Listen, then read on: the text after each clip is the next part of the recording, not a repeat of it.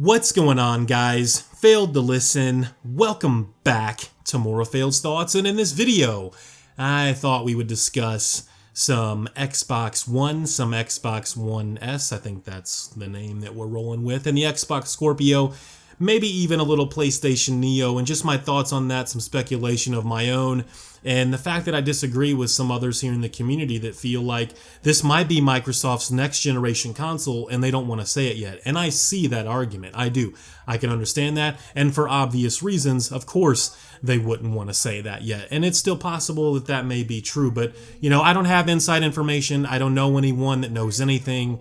I'm just another guy. I'm your average guy. I'm your, just another gamer on YouTube speculating, giving my thoughts on this. But I feel like Microsoft and Sony obviously have made a decision to where, they don't want to hit the reset button anymore with the install base. And I think third parties in particular, I think the biggest factor is the third parties also telling them, hey, we're tired of hitting this reset button. We got to figure something else out. We got to come up with a way to design these games to work on the platform that you released with the PlayStation 4 and the Xbox One.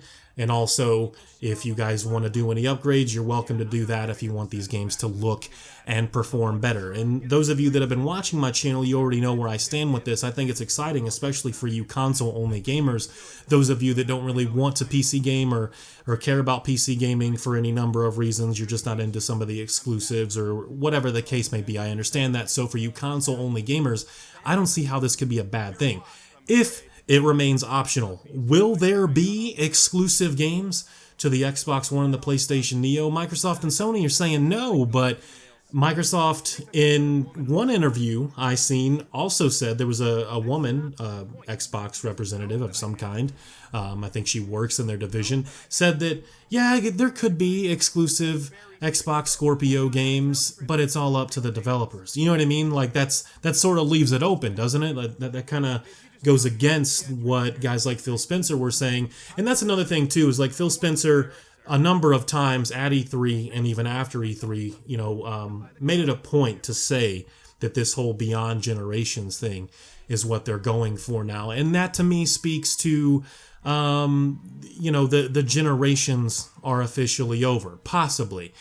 We don't really know, again, because you had comments from that woman saying that it's up to developers if they want to make exclusive Xbox Scorpio games.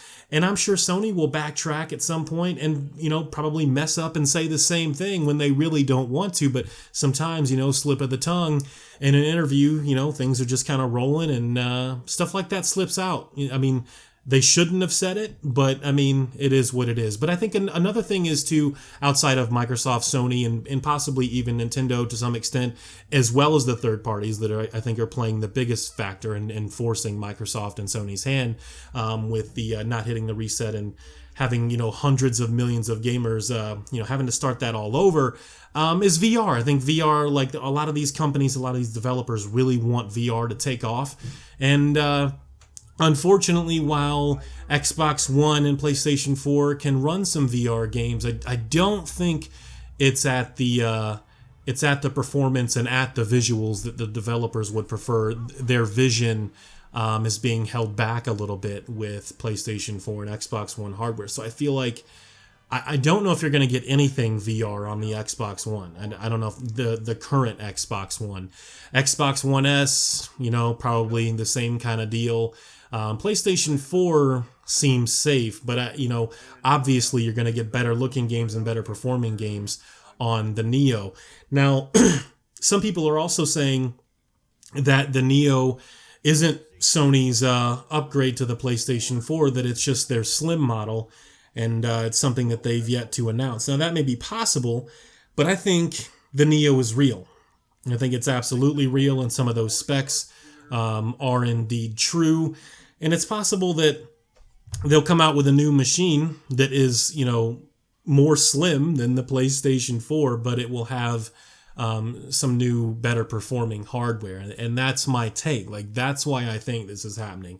I've had a lot of time to think about it. I've had a number of different reasons before why I thought this was happening and why I thought it was a good thing, and some things with the bad and why this could be I don't want to say bring harm to the industry. That's the wrong way to put it. But I mean, it is going to piss a lot of people off. I think that still holds true, and a lot of people are going to be pissed off and feel betrayed and burned by Sony and Microsoft. But like, I think that this is just the way things are going from this point forward. I think, I mean, this could change. I'm not guaranteeing anything. I don't know, right? But I feel like developers just want to make games that'll work on your PlayStation 4, your Xbox One, your Xbox Scorpio, your PlayStation Neo, and then, you know, the next upgrade to the PlayStation and the next upgrade to the Xbox that will work on all three of those, four of those, so on and so forth down the line. And they don't have to hit that reset button anymore, and they can continue to sell millions